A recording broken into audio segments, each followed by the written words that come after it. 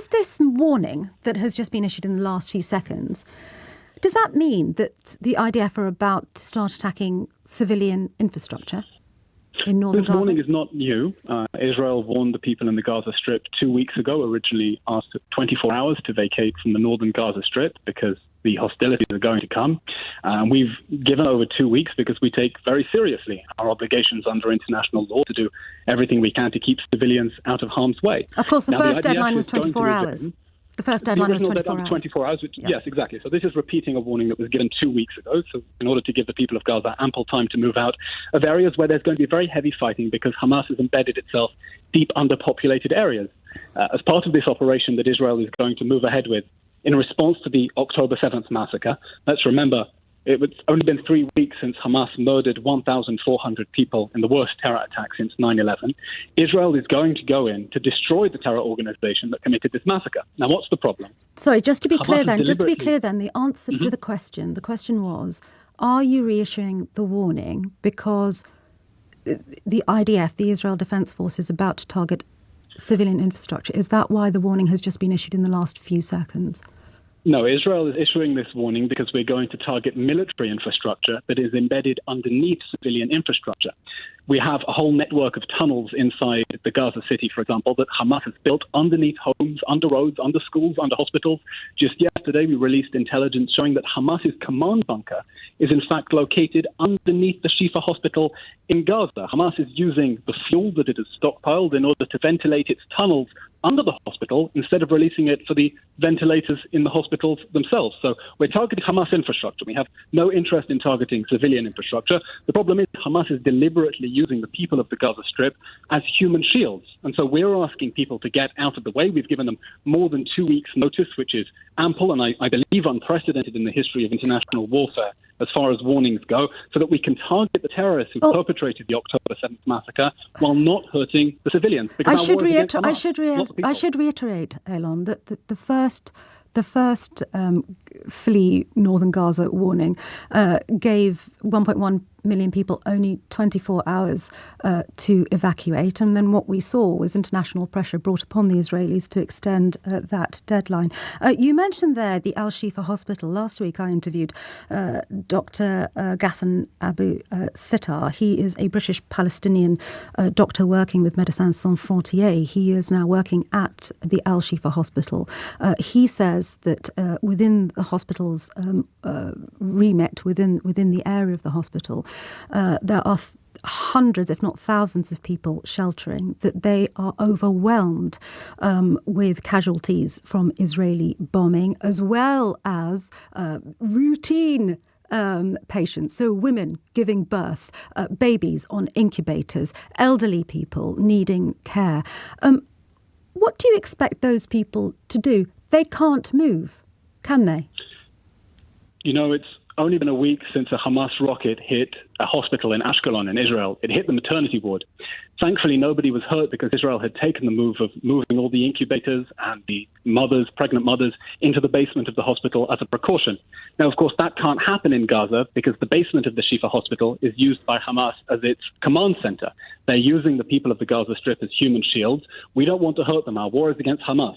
Our war is against the terror organization that murdered 1,400 people, that beheaded, burned whole families alive, raped little girls so brutally it broke their bones, that tortured and mutilated people. Our war is not against the people of Gaza. That's why we're asking them to get out of the way so that we can target the ISIS-plus terror organization that committed the October 7th massacre. We have no illusion that moving so many people is difficult. Mr. Levy, what happens to the 400,000 civilians in northern Gaza, including those at the biggest hospital, the Al-Shifa, who cannot move?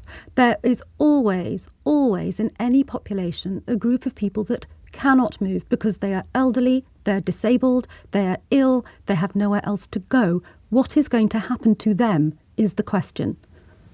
We are urging them to relocate south for their own safety. They cannot relocate south, or they would have. So how will the IDF stay within the bounds of international law? Sangita, the reason that people in the northern Gaza Strip haven't relocated south is that Hamas has physically set up roadblocks in order to stop them from leaving. Hamas wants to see civilian casualties inside the Gaza Strip because it wins propaganda points. And we're doing everything we can to protect our own civilians. By the way, Israel is full of IDPs, over 100,000 people who've been forced to leave their homes because they've been vacated away from the areas of danger. And we expect the same thing to happen in the Gaza Strip again, because we can't go back to 6 a.m. on October 7th. We can't go back to a world in which the jihadists of Hamas can invade us at will, abduct children from their beds, rape our girls, behead people, burn whole families alive in their homes. That will not happen. And that is why we know it's difficult. We know it's difficult. We know that the road ahead will be long and the road ahead will be hard. But we're doing everything we can, taking into account our obligations under international law, everything we can to urge civilians to get out of harm's way for their own safety, because this war must end with the defeat of Hamas. You say that Israel is acting within the bounds of international law, and I'll be bringing my listeners an extended interview with one of 8 human rights and international law specialists, all of whom wrote an open letter to the Israeli government. And they begin their letter by saying we write as Jews and we write also as experts, legal experts in the field. They include Lord Neuberger, who you will be aware is the former president of the UK Supreme Court, not a man who does not understand the law. They are very clear that what Israel is doing, with a combination of its siege, with a combination of bombing, and with a combination of asking 1.1 million people to flee, many of whom can't, they believe you are breaking international law, and you have put, as a result, Israel at risk of committing a war crime in the same way that the terror organization Hamas has. No. I'm sorry, Sangita. On the morning of October 7th, Hamas death squads invaded Israel, seeking to murder as many people as possible. They took thermobaric weapons into family homes. This is not a question of morality. It's a question of international law. This is not a moral relativism argument. It's about law. Because I reject the moral equivalence you're trying to draw between I Israel's am not trying to draw moral equivalence, Eylon. I have just read just read to you an extract from a letter that you can get, we can send it to you, written by leading eminent lawyers in this country. I am not making the point, they are, and it is a point of law, not moral equivalence. Please answer the question about law.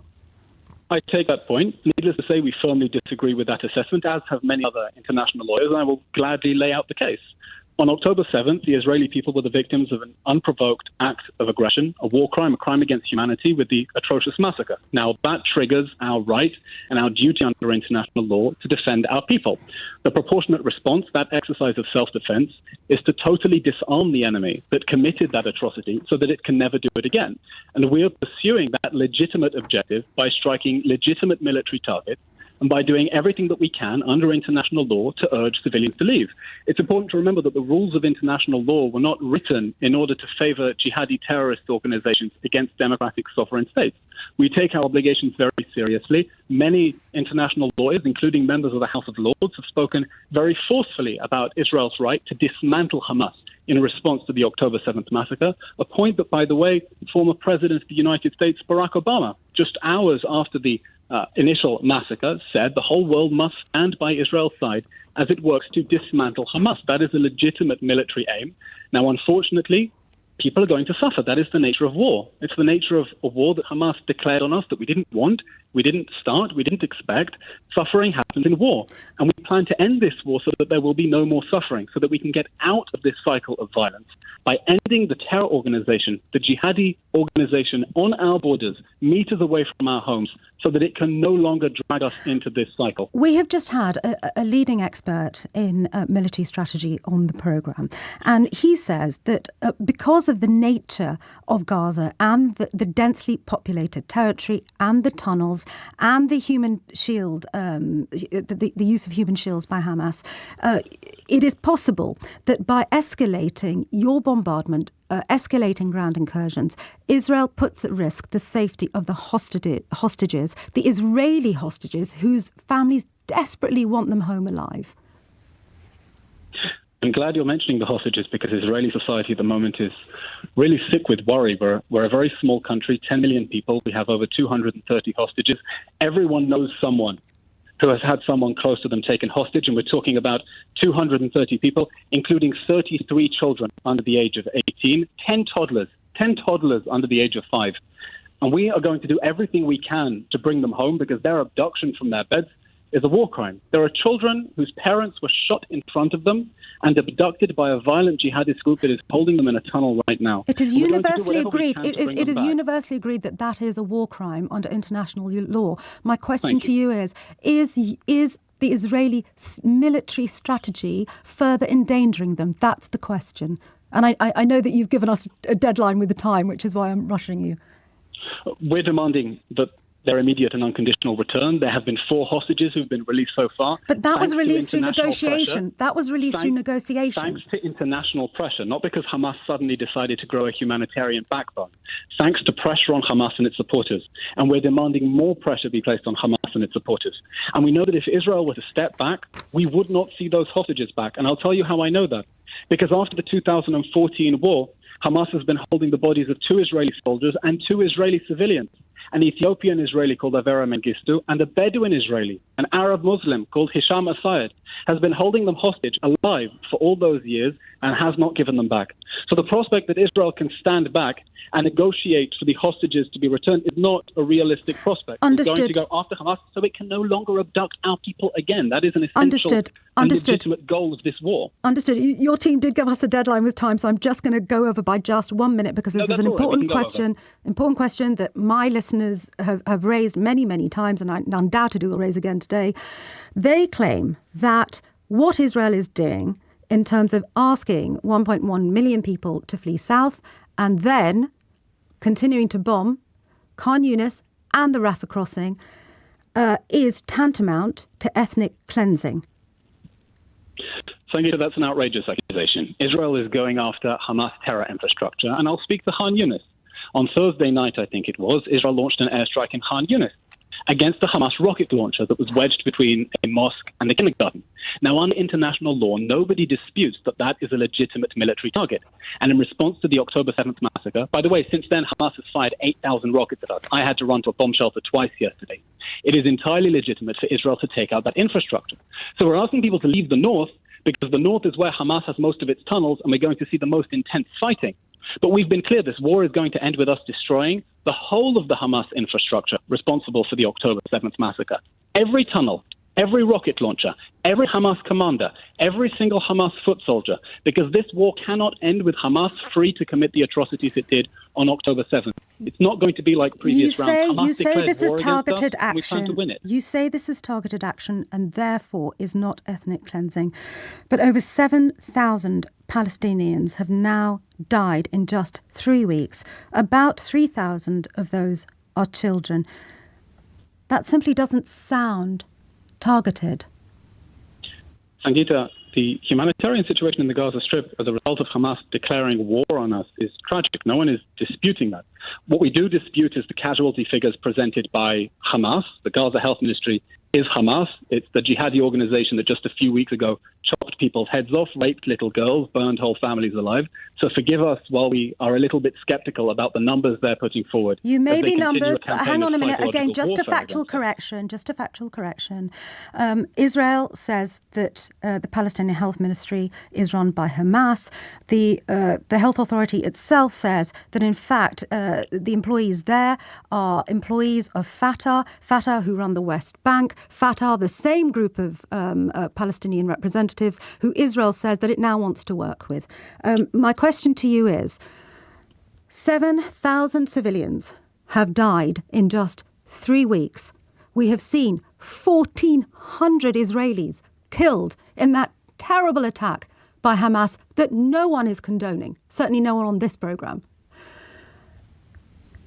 Your actions cannot be viewed through the prism of being targeted enough, can they, according to a number of humanitarian organisations, including the NRC, who made that point on this show just a couple of minutes ago? Sangita, in order to target the terror infrastructure inside the Gaza Strip, that can't be accomplished from the air. That's why Israel has called up the biggest ever mobilization of troops. Friends of mine who are now going to be in harm's way. 7,000 people, mostly civilians, have died in 3 weeks of bombing. The number is just going to increase. And we hold Hamas, the jihadi organization that launched war against us with a campaign of beheadings, rape and burnings, to be entirely responsible for every civilian death, every tragic civilian death inside the Gaza Strip. There can be no equivalence drawn between Hamas, which hides behind its civilians to protect its military, and the Israeli people who are using their military to protect their civilians. We're doing everything we can to minimize civilian casualties. I understand your point, Eylon. I understand your point, but just yesterday, the ambassador to the United Nations, the Israeli ambassador to the United Nations, said that the United Nations can no longer be taken seriously and was defunct. And that is being interpreted by some as Israel's position being that international law is no longer a requirement for your democratic nation state. Sangita, yesterday the United Nations passed a resolution that astonishingly did not mention Hamas once, did not condemn its terror attacks, and did not call for an immediate return of the hostages. It condemned killing on both sides. Now, 88 nations voted in favour of an amendment. I've seen the text. It condemned killing on both sides. It did not mention Hamas, and it drew a mock. No, but please, I would like to respond to the point about the United Nations, because I think this is important.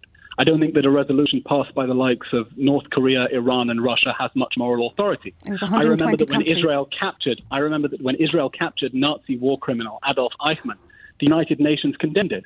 So when it comes to deciding how the Jewish people are going to deal with genocidal monsters who are openly vowing to murder every single one of us, the United Nations has no moral authority. We welcome the 88 nations that voted to firmly condemn Hamas' terror attack.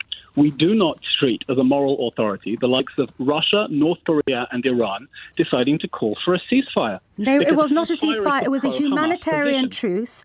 And I do have to let you go now because I've hit up against brakes and I've got in big red letters, Eylon, it says we need to break. But listen, just for the purposes of clarity for the audience, the UN resolution was for a humanitarian truce. It was passed by 120 countries, and the Israeli ambassador to the UN said that the United Nations no longer had any legitimacy or relevance. Eylon, I imagine we will speak again, and thank you for making time this afternoon.